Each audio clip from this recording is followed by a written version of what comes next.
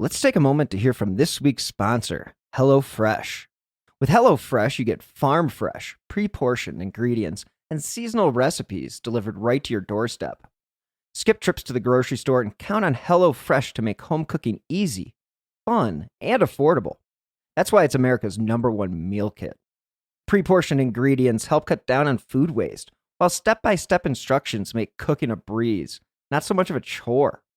HelloFresh gets it you want options when it comes to what you want to make for dinner, not just the same old thing all the time. That's why they offer 40 recipes to choose from every single week, so you'll never get bored, and you can always find something new to try and love. And personally, that's why I love HelloFresh, because I live alone, and it's easy for me to turn to HelloFresh for a quick and easy meal. So go to HelloFresh.com/whokilled50 and use the code WHOKILLED50 for 50% off plus free shipping. Again, go to HelloFresh.com/whokilled50 and use the code WHOKILLED50 for 50% off plus free shipping. This is America's #1 meal kit, so enjoy HelloFresh.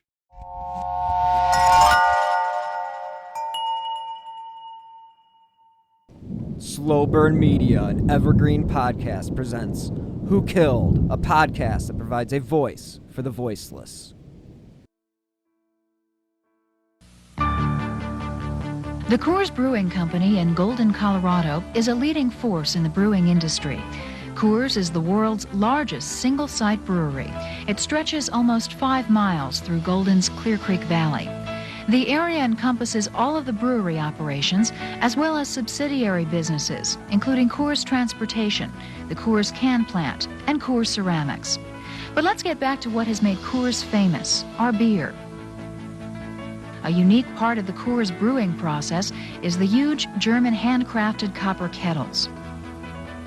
The Coors legend began over a century ago when Adolph Coors, a German stowaway, worked his way west and started the Golden Brewery in 1873.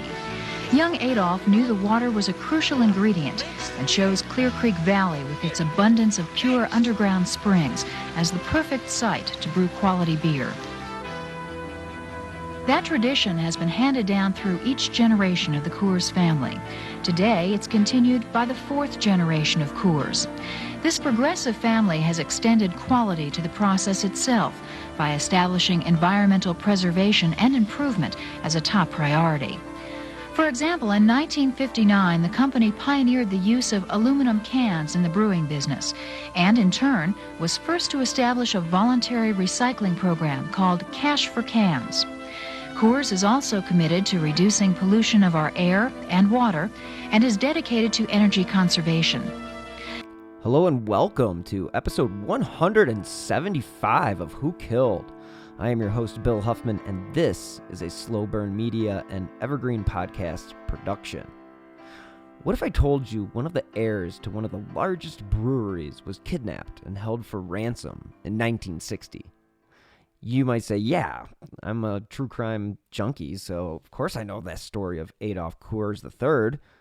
Well, did you know it was something that had been planned for nearly 5 years? Well, this is the story of the tragic demise of Adolph Coors and the manhunt for his abductor. I know I've been somewhat inconsistent these past few weeks, but I've been going through some major life changes, and they're all for the best, but I apologize that shows haven't been as consistent as they have been for, the previous years. But again, back on the horse, and hell, next week I'll be at CrimeCon, and that will be thrust right back into the scene, and I'm excited about it.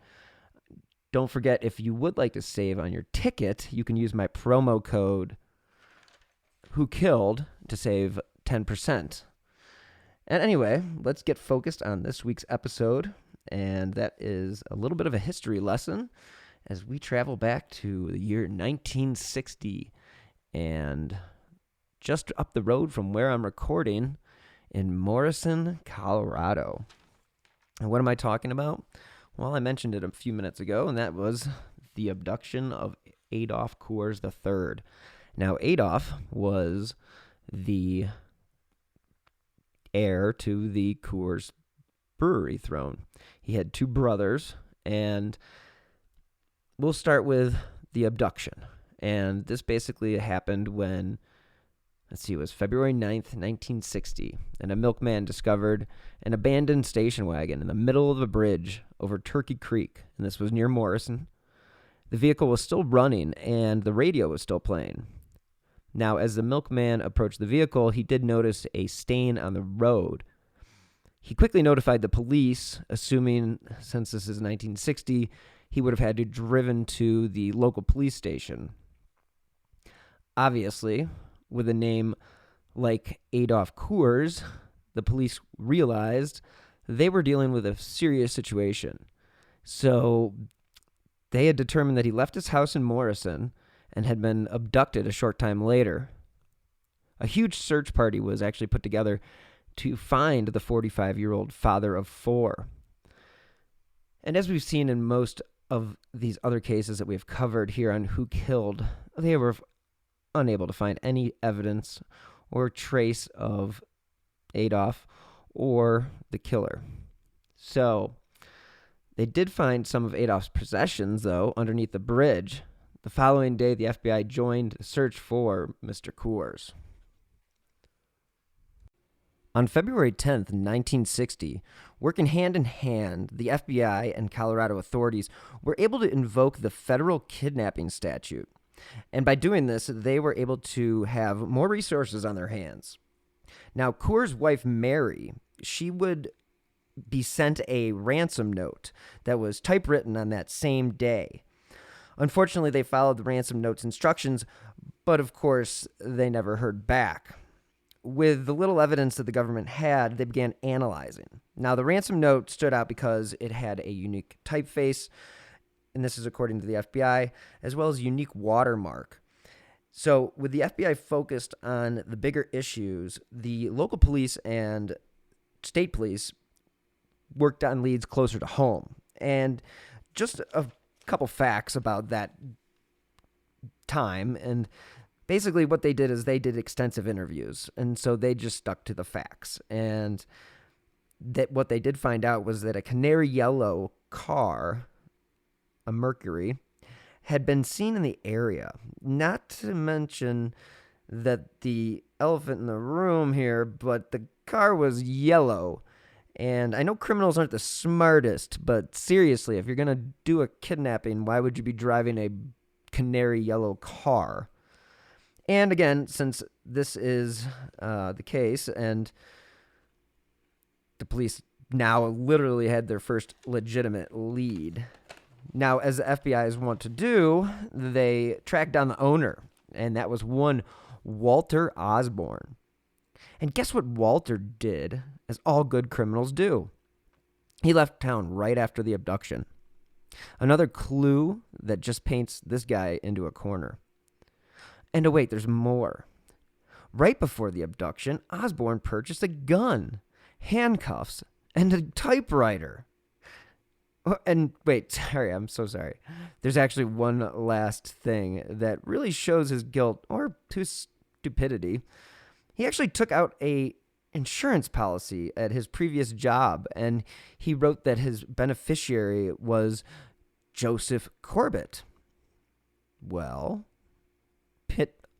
put a pin in that name.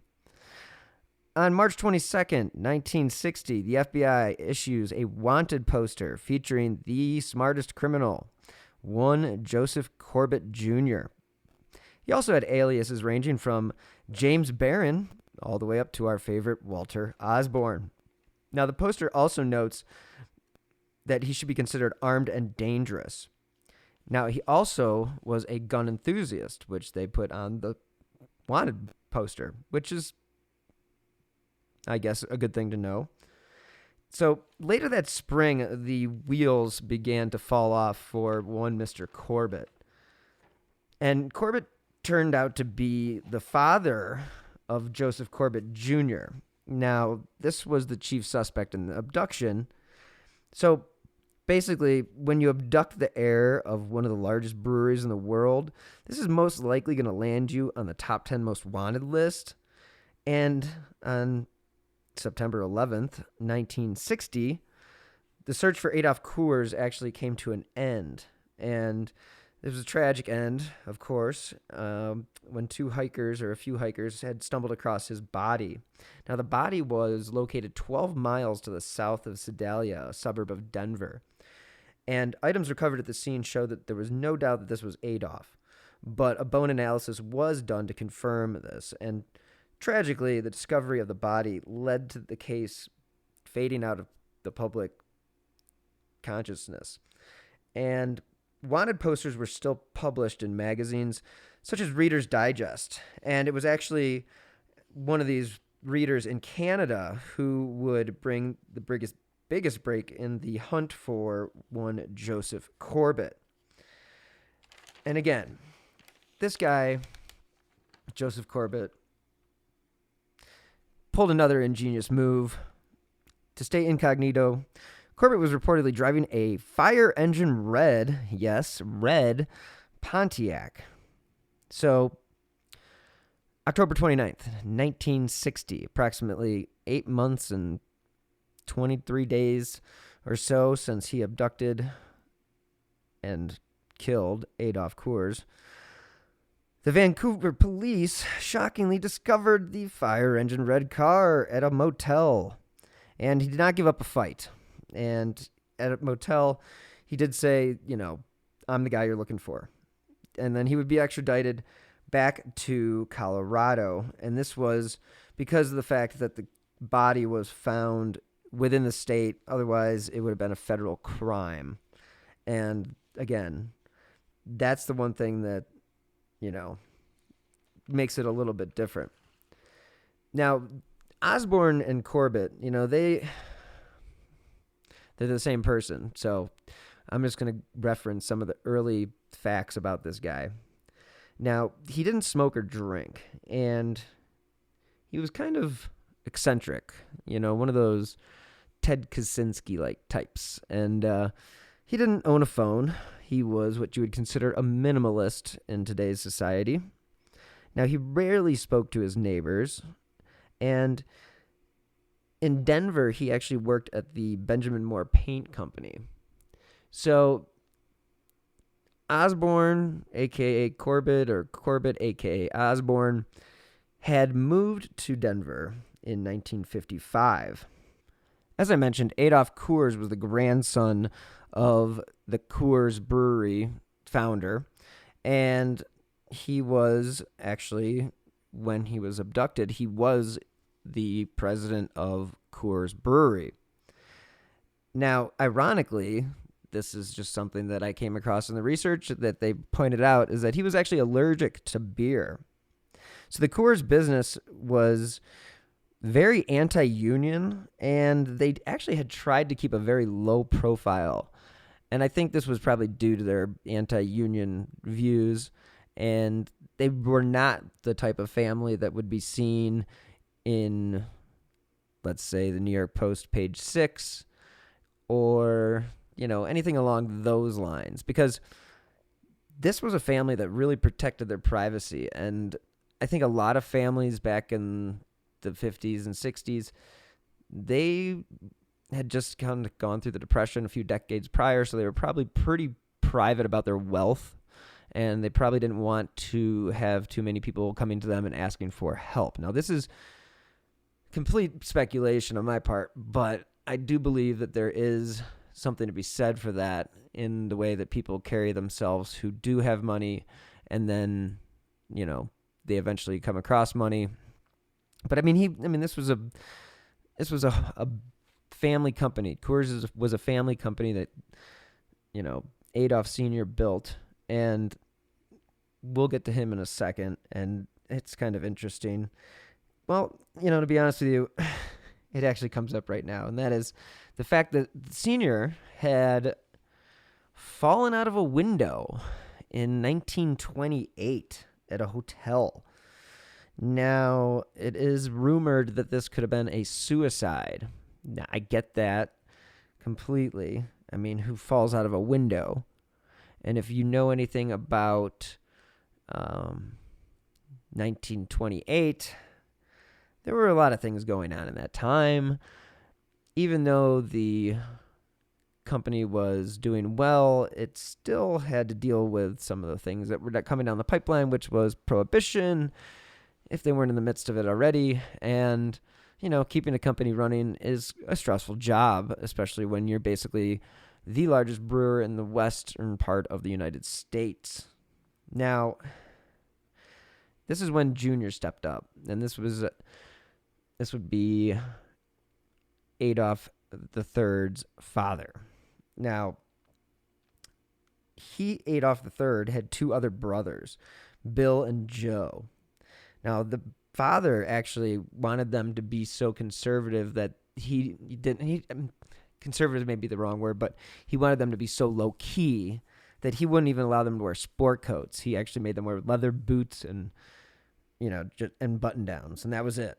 And so that was kind of a thing for them, and I think that was one of their ways of trying to keep themselves down to earth or appear down to earth, because, again, this company was very wealthy. This family was very wealthy, and they had a lot of money, and not everybody did at this time, and, well, that's the same it goes today, but it's definitely something that was bigger back then.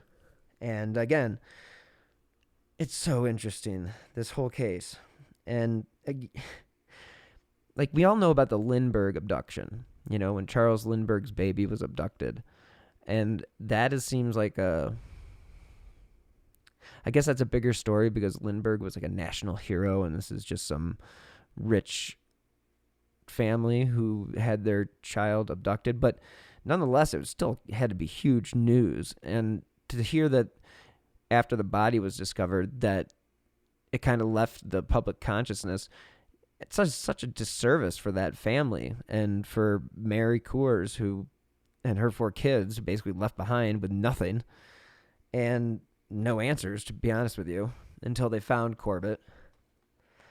So, you have, it's the 1950s. All the kids are now ingrained in the company. I believe Bill was the head of the brewery. Joe was the head of operations. And then, of course, Adolph III was the president. So, his family lived in the foothills. And this was in 1959. They actually moved there. It was one of those things. He wanted to kind of get away from the business to a degree. And being up in the foothills, he was 15 miles or so away from the plant. So that helped him get away. And now Adolph Coors was born on January 12th, 1916. Now, he went to high school at Philip Exeter. And I want to say that Exeter is also where Zuckerberg went, but I don't know if this is the same Exeter in Manhattan. But if so, kind of a funny coincidence, just because everybody's favorite new arch villain is Mark Zuckerberg, much to his own doing. Now, he went on to Cornell University, and so he followed in his father's footsteps. So he had an Ivy League degree. And for some reason, it always comes up in his bio, he was a great skier. Well, you live where you live, and he had the mountains at his disposal, so I would assume that he would be a good skier. Let's take a moment to hear from this week's sponsors. This podcast is sponsored by BetterHelp Online Therapy. Life can be overwhelming, and many people are burned out without even knowing it. Symptoms can include lack of motivation, feeling helpless or trapped, detachment, fatigue, and more. I know that when I'm feeling burnt out, I really don't want to get out of bed. And when I get that feeling, it's time to take action. We associate burnout with work, but that's not the only cause. Any of our roles in life can lead us to feeling that burnt out feel. And BetterHelp Online Therapy wants to remind you to prioritize yourself. Talking with someone can help you figure out what's causing stress in your life. I know that I have been in therapy for 30 plus years, and I cannot tell you enough about how great it is. So BetterHelp is customized online therapy that offers video, phone, and even live chat sessions with a therapist, so you don't even have to see anyone on camera if you don't want to. It's much more affordable than in-person therapy, and you can be matched with a therapist in under 48 hours. This podcast is sponsored by BetterHelp, and Who Killed listeners get 10% off their first month at betterhelp.com/who. That's BetterHelp.com/who. All right, we are back. Now, you had Joseph Corbett, who was born on October 25th, 1928. Now, Corbett went to the University of Oregon, but that kind of got derailed after Corbett decided to kill an Air Force sergeant when he shot him in the back of the head. Now, fast forward a little bit. In 1959, he escaped and took on the alias Walter Osborne. Now, 8 days after the abduction of Adolph Coors, a burning car was found in Atlantic City. Now, police uncovered the serial number because when you burn a car, just so you know, you have to kind of take the VIN number off there in order for them not to be able to trace it back to you. Not that I'm giving anybody advice on how to dispose of a vehicle, but it is what it is. We've all seen the movies. Come on, guys. This isn't like I'm breaking any news here. So, 8 days after the abduction, as I said, they find the car in Atlantic City. Now, the police realize that this car was the one that's connected to the abduction, and it was seen at the scene of the crime. This led to the biggest manhunt in history, where police teamed up and the FBI actually took mud samples off the tires, and this matched the mud that was at the scene in Morrison. So you got to figure this is interesting because the car is used in an abduction in February. He drives all the way across the country, and yet there's still a way to get the mud off the bottom of the car and analyze it to the point where they're able to say it's from that specific area. I'm not going to call junk science here because I think there have been studies on it and that proves that it works, but it's kind of a stretch. I think the fact that there had been sightings of a man with a gun in a canary yellow car, yeah, it's probably the more important factor here. So let's just be honest. This was the thing about Corbett. He gets arrested, and he actually gets released. Well, he gets convicted, obviously, of the murder. He ends up getting released in 1978 after serving 17 years. Found dead at the age of 80 with a single gunshot wound to the head, which they believe was obviously death by suicide. Now, Corbett was 31 at the time of the murder, and Corbett had set out to gain anywhere between $250,000 to $500,000 for the kidnapping. Now, he spent the first month of 1960 stalking Coors at his ranch. He did find an opportunity, though, to make his move when he came across in a bridge that went over Turkey Creek that was one lane, and it was a perfect spot for him to basically close in Adolph Coors. So, I laugh at this stuff because it's like you come across these little tidbits of information, and this is just one of those things. It's like, despite all the evidence that I've already presented, Mr. Corbett here was actually considered a borderline genius. He was in a special group, and he apparently had a special grasp on science and vocabulary. He was considered bright and curious. Oh, and he was also handsome, because that's important. Now, his mother died after falling from a balcony Joseph had been working on. And as things tend to happen when incidents like that occur, he fell into a depression.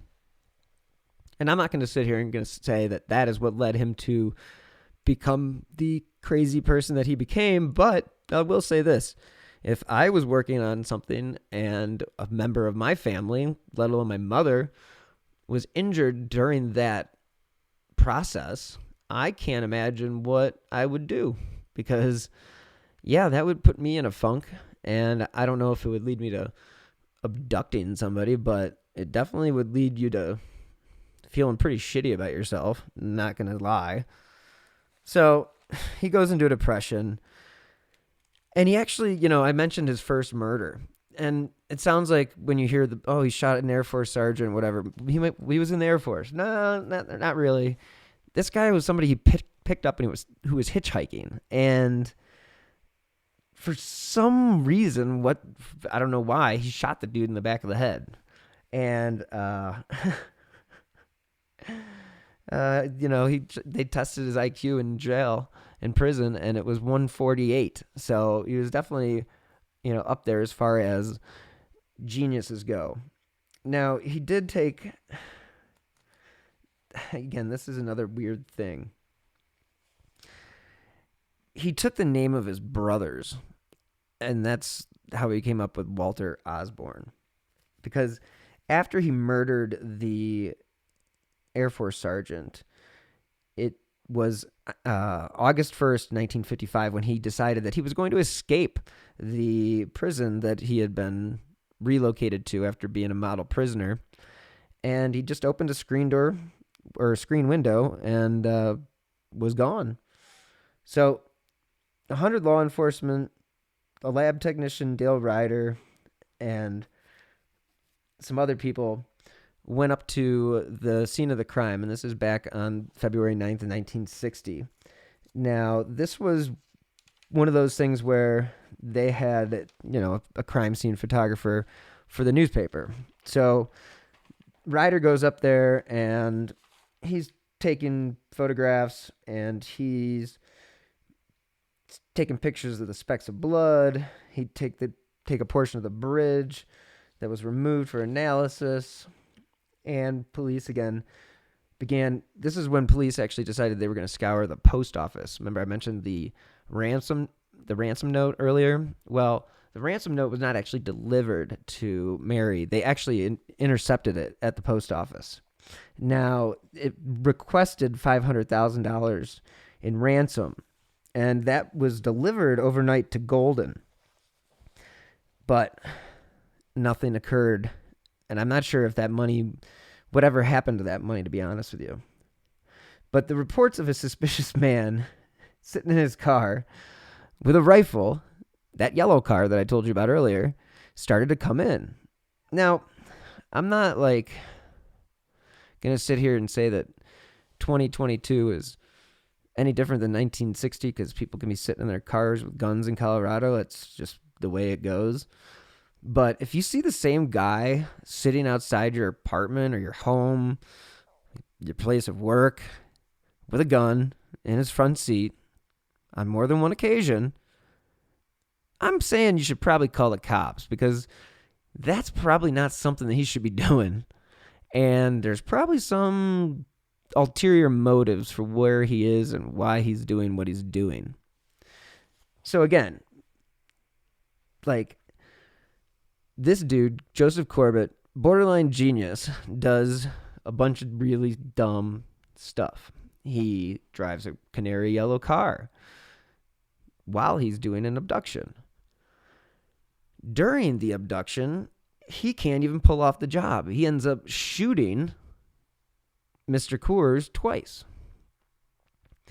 He then loads Coors' body in his car and drives 20 miles away and disposes of the body on the side of the road. He then proceeds to burn his canary yellow car after he went back to his place of residence, hurriedly packed up his stuff, caused a little bit of a scene with his landlord because she always thought of him as somebody who was quiet, and then all of a sudden he was quickly moving out. Then the police discovered the burning vehicle in Atlantic City a week later. I mean, what are we at? Mistake number 4? Then he is on the top 10 most wanted list, makes it to Canada somehow, and is cruising around Canada. Does he pick a low-key vehicle to drive around in, like a truck or something? No. He decides to pick a Pontiac. Not only just a Pontiac, but a fire engine red one. I mean, this guy just really, really... It's almost disturbing because when you find out the story, so I had mentioned that it was 1959 that he escaped from prison. It was actually 1955. So in 1955, he moved to Denver. Then under the alias of Walter Osborne.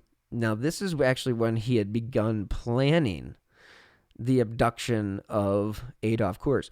Remember, I told you he was abducted on February 9th, 1960. So this was one of those cases where you had somebody who was clearly obsessed with doing something that will put them on another level. And I know that when you get into a situation where you feel like you have no other choice, you start thinking irrationally. Now, from what I've told you in this brief overview on this case, is that Corbett was actually a smart guy. The unfortunate thing is that he wasn't the brightest criminal. These are two things that you cannot do, and that you can't be two of the same things. So basically, you have Corbett being a genius, and you have Corbett becoming Walter Osborne, and then when he becomes Walter Osborne, he just becomes a dumbass. I mean, if you want to paint it as simply as that. And honestly, it's like, this dude spent 5 years playing in it and got caught. I mean, they knew who he was within like a week. So I would say that your planning wasn't very good, Joe, and you could have done a better job. But the fact that he did that, and he went through all the trouble to do this stuff, it's almost like he wanted to get caught, and he didn't get anything out of it. So I don't know. I just feel like this is one of those cases. Maybe the reason why this case doesn't get as much traction as other cases that have been high profile as far as ransoms go and kidnappings go is because of the fact that this guy was kind of an idiot, and Adolph Coors was just a normal working Joe, and unfortunately he got caught up in this guy's crazy plan to, make a bunch of money off of abducting him. I mean, who does that? Who plans for 5 years and says, I'm going to be rich because I am going to get $500,000 from kidnapping, and then I'm going to live happily ever after? I don't believe that is possible. So I'm not sure what you guys think of this case, but I think the case is kind of cut and dry. I mean, we have a guy who was clearly psycho and a sociopath, and then we have a guy who really was on the up and up, Adolph Coors, just a family man. None of this was salacious. He didn't do anything to cause his own demise. It was more of somebody else's psychosis that put him in the crosshairs. So when you do that, you really have no choice. How did he know that somebody was stalking him, other than the fact that his neighbors saw him and they probably should have told him? But that's for another day. Now, another interesting thing is that the Coors family, they basically kind of stopped talking to Mary Coors and her daughter and her kids. And I can't imagine a worse scenario where your father is killed, your husband's killed, and then your in-laws, who basically are your, obviously they're your bread and butter because Adolph ran the freaking brewery.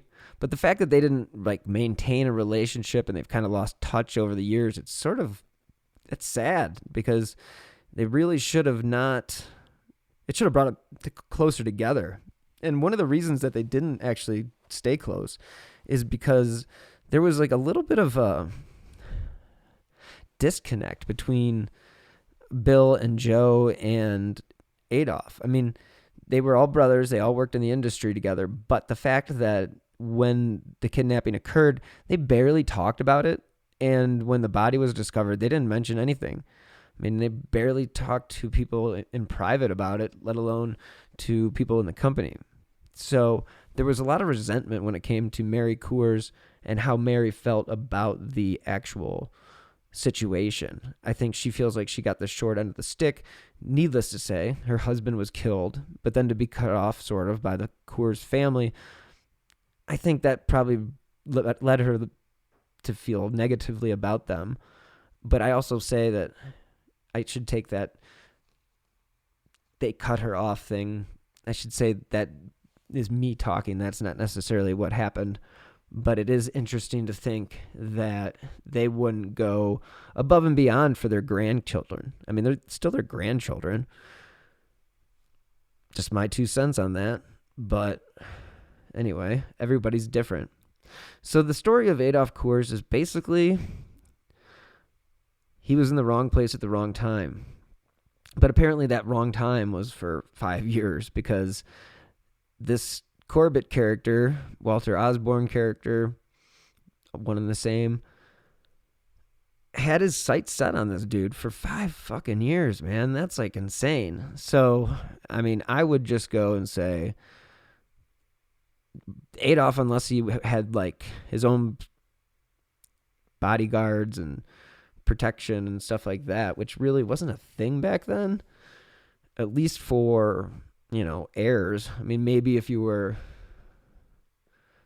in the mafia, I mean, geez, I don't even know, but like, yeah, bodyguards in 1960, especially in that area of Colorado, nah, it just doesn't seem like it would have fit. So he really had no chance, and that's a shame, because he sounds like he was a normal guy, had a great life, and then all of a sudden this jackass decides he's gonna abduct you and ask for a bunch of money from your wife. I mean, and then the fact that the family does pay. I mean, it's not like they were like, fuck him, we're not gonna pay this guy.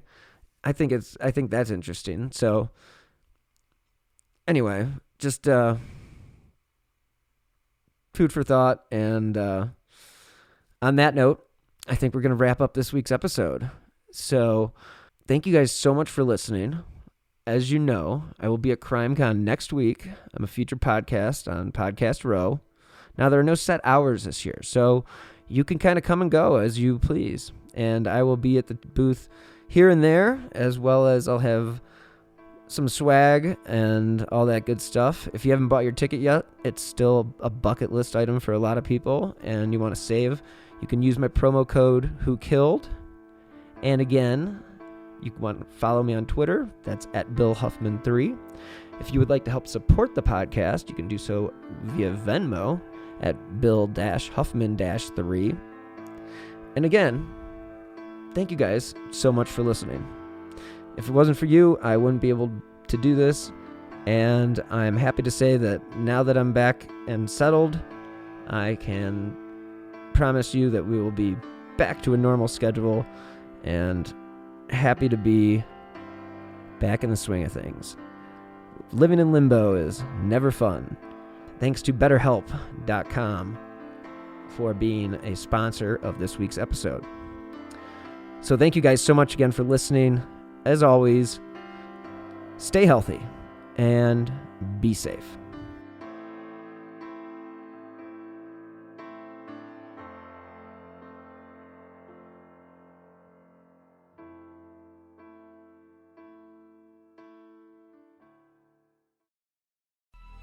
Coming up on 5 Minute News, I'm Anthony Davis. You might think it's partisan because maybe it's critical of one side or the other, but it's not. It's just the truth. And I think that's also something that's kind of unusual for Americans listening to the radio or to podcasts, because the news landscape in the States has been so partisan for so many decades. So 5 Minute News is verified, truthful, independent, unbiased, and essential world news daily. Women's Running Stories, where we explore the intersection between running and life. Because every woman who is committed to a running journey has a story to tell, and this is where you'll find those stories. I am host and producer Cherie Louise Turner. I'm a 53-year-old runner, and together with original music by musician and runner Cormac O'Regan, we bring these inspirational stories to life. Please join us to fuel your adventures.